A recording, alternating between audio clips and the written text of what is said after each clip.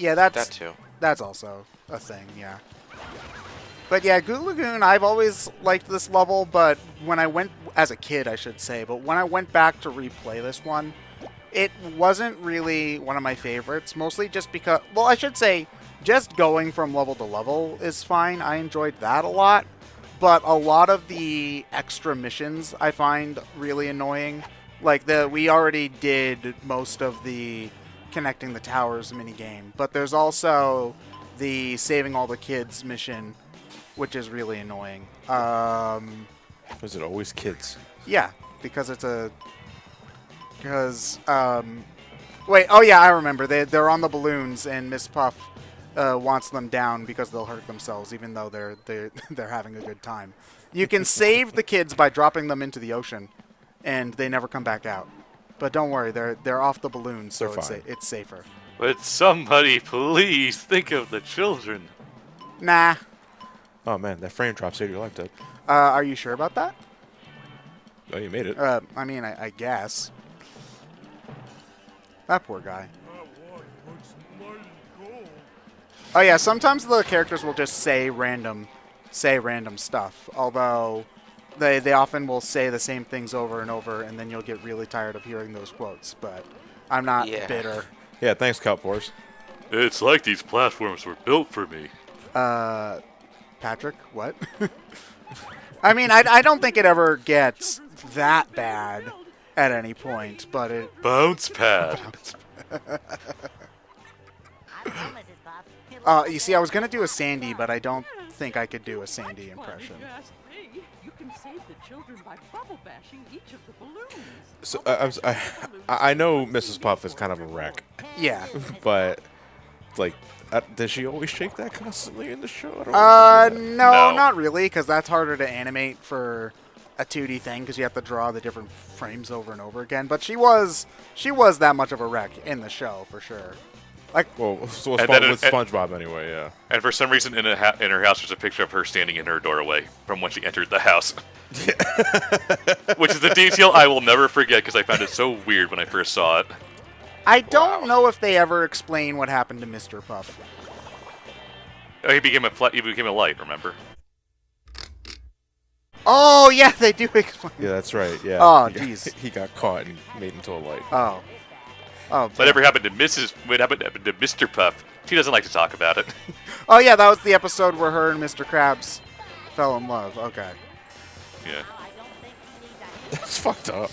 Yeah. I mean, here's the thing. I've been part of the Sonic fan base, so interspecies relationships is just, I'm over it.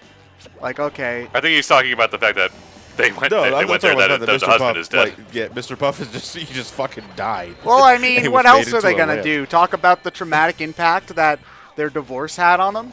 Like, if you've looked, have you looked up the psychological stuff, statistics about divorce? Because there is studies that show that going through a divorce can inflict more mental stress on someone than going to prison. I'm not joking. Oh man, I'm like secretly paying attention to like all the best out of context shit for this commentary. And again, what is this part 6, Battle for Bikini Bottom? Have you ever looked at the mental repercussions of divorce? No, but dude, if you get it worse than prison, like I mean, like that's still like that blew my mind when I was taking my psych classes. And yeah, that poor kid, he's dead. Yeah, he's fine. He's having time of his life. Are you sure about that? He looks very afraid. And if he wants to get out, just look for one of the many safety hooks. Oh yes, because those aren't dangerous. No. We forgot to install those. Yeah. Come on, SpongeBob. Do you think this looks dangerous? Rescued. Yeah, let me edit in a couple of quotation marks over that one. There we go. All right, that's better. Now I have to remember to edit in quotation marks. Crap. You won't. Okay, you know what? Screw you, John. All right. Now I'll do it just to spite you. Now I'll do it just to spite you. How sweet it worked. Well, now he's not going to. Maybe I'll only put it in the One time. in the title, on the title screen. Not the title screen, the part the video title. title, yeah. So anyway, we're now purposefully going to rock bottom. You are now in leaving Bikini Bottom. Which is, I don't think that this is necessarily the smartest idea, but whatever. I mean, considering how much effort it took to get out of Rock Bottom last time he was here. I mean, well, now we can just teleport wherever the hell we want, so I guess we And I think that's True. why there's no hesitation. I mean, they never really bother to explain it, but it doesn't really ever need to be explained anyway, so yeah. You see, there was another one of the things that I'd never noticed that is that supposed to be his green blood? Ew. But anyway, another thing that I really liked about the Rock Bottom episode, that's just really funny if you know some things about marine biology, is just that part of why Rock Bottom is so bizarre is that once you go to the bottom of the ocean, life gets really, really weird. Because you have to be really, really weird in order to survive in the darkest part of the world, along with The intense enormous pressure amount and of cold water temperatures. pressure. Yeah, so it's just the fact that they made that kind of attention to detail is nice. Also, I love this reference here. Yeah. If you watch the show, you'd know why that's funny, basically. One of my favorite dialogue that people actually just referenced recently was that last bit of dialogue between SpongeBob and Mrs. Puff is like, what do you want all that artwork for anyway? And she just immediately retorts, don't ask questions you're not prepared to hear the answers to. And it's pretty much when people ask for porn artist commissions. Yeah. Okay. I mean, granted, I feel like if you were talking to a porn artist about a commission, you'd be in kind of a place where you wouldn't want to ask questions anyway. But whatever, we're just gonna let that one go, I suppose. This is disturbing. Yeah. Ted, talk about divorce proceedings again. John, not in front of the children. All right, we can talk about this later, dear.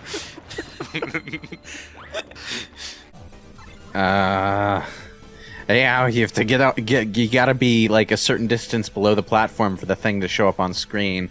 So the platform goes away, and you have to wait for it to come back. You can't just stand on the platform and activate it. Is the little circly thing your like gun level dictates what it can reach. Is the little Yeah. circly thing like a generator you have to hit in order to make With electricity, yes, but it has to be in water. Okay, weird. Because now it's making Yeah.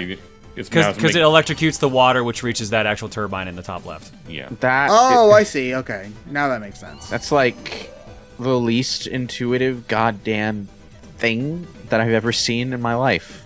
Well, I guess it makes a little bit more sense when you remember that the outside area was also about powering up generators.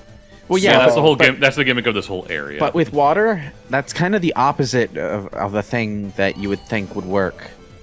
Well, the No, electrocuting water is a pretty common. Electrocuting thing. water is a trope, but you do it to damage things, not to activate things. no, I've seen it do both in games.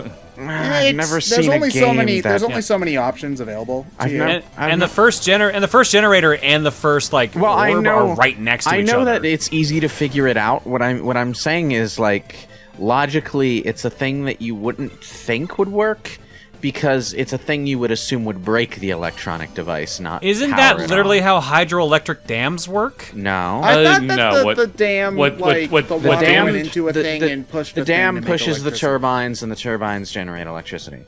It's Okay, not never like mind then. it's not like sending electric currents through water. It's using the movement of the water to power To something. power. Yeah. I mean, my first It's thought ba- was that you it's were basically supposed to a kill that guy, but you know, No, That's just me. Basically, hydroelectric dams are functionally just super advanced water wheels. Yeah, more or less. Okay. It's the same principle as steam power, where the steam pushes something, and that something generates power. You're just using a different kind of pressure. So steampunk can be real, is what you're telling me. Well, I It mean, absolutely should not be real, for the record. If you think our environment's bad right now, just imagine what it would be like if you were still using steam to power all of our garbage. Well, I mean, well, no, steam. I mean, you can get steam from boiling water. Steam is just evaporated water.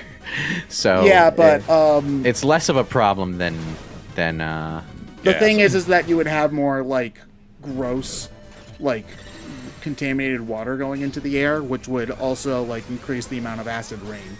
That depends on if the water itself, when evaporated, was contaminated by anything. But if it was just heated up, then yeah, but heated up by all sorts of weird crap, you know. So yeah, but that doesn't necessarily I remember I asked my environmental science teacher in high school about this, and she said, yeah, there definitely would be a lot more acid rain. I remember because at the time my friend was obsessed with steampunk, and I was really tired of him talking about it. So I wanted him to it would shut depend on the method used. It would almost definitely be possible to have clean steam power, but at that point, why bother, though? You know. Yeah, it might actually wind up being more power intensive than is necessarily worth it. I'm not really sure. This is not the discussion I expected today during Blaster Master 03. Welcome. Oh, Welcome to the dude, trust me, channel. this is way more on topic than normal. I didn't expect to learn about hydroelectric dams today. Oh, dude. Dude, trust me, this is like maybe a 4 on our off-topic one. One of my favorites is, and oh god, I forget their name, but somebody made a really neat picture of it. We were doing SpongeBob Battle for Bikini Bottom, and a line that I said was, "Do you know about the mental repercussions of divorce?" So yeah, this is on top. Oh yeah, it was over Mr. Krabs. I remember that. Yeah. So we have a picture. So someone made a fan art of Mr. Krabs just talking to SpongeBob about divorce rates. Yeah, so it's like... See, this is so much more refreshing than having to talk about Emil being innocent about things. This is a nice change of pace from having to be like, I'm Chugga, not how do you not sure know if this? Is it an act at this point? Because, like, how do you be on the I've internet gotten to that the lines have blurred for me. I think he plays it up a bit, but I think at this point it also legitimately does not know.